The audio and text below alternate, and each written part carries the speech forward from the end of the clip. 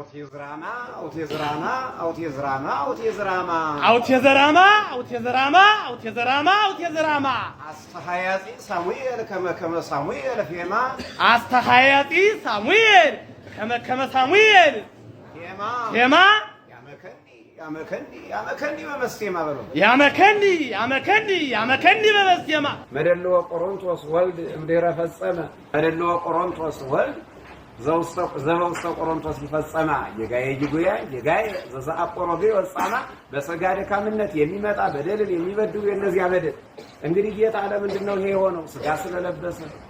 ሥጋ ስለለበሰ ወኢሞኦ በኃይሉ መዋኢት ይላል። በያ ነው በሥጋ ድካምነት የሚመጣ በደል ያለው የጋየ ጅጉያ የጋየ ዘዛአቆሮቤ ወጻማ ጴጥሮማ ቆሮንቶስ አመገብረ ቆመለቆሙ ቆሮንቶስ ጴጥሮማ ብሎ በደሎ ቆሮንቶስ ወልደአ ዘነዘ ሥጋሁ አይሰስ ስምረተ ዘኢሰምረ ልበሃማ ያሃማ የፋርሱ የንጉሱ ቤተሰብ የነበረው ከእስራኤላውያን መካከል እነ መርዶክዮስን ሊያስገድል ሲል እነ መርዶክዮስና አስቴር ጾም አውጀው ከጥፋት ሲድኑ እሱ ግን ለነሱ ባሰበው ግን ተሰቅሎ የሞተ ነው። ሃማ እንግዲህ ያልወደዳት ዘማ ሐውዘ ሕዝቅያስ ተማይሉ ሕዝቅያስ ደግሞ ሰናክሬም በመጣበት ጊዜ እንግዲህ ያው በጾም በጸሎት አመድ ነስንሶ ማቅረሶ ሱባኤ ገብቶ ተርፏል ማለት ነው። ዘማ ኮሎዶ ጎሞር ዘማ ማለት ደግሞ ኮሎዶ ጎሞራውያን ግብረ አሕዛብ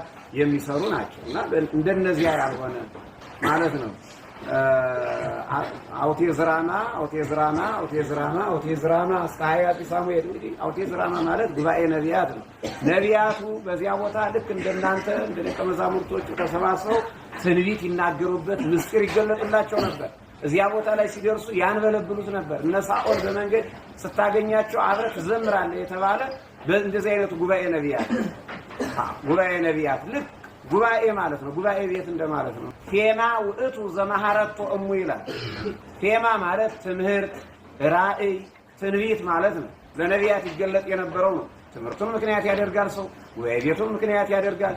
ይሁን ነብዩ ሳሙኤል ተማሪ ሆኖ እንግዲህ ወይ ትምህርቱን በዚህ ሰበብ ያደረገ ያመካኝ እንደነበረው ሁሉ ያመከኒ በመስቴማ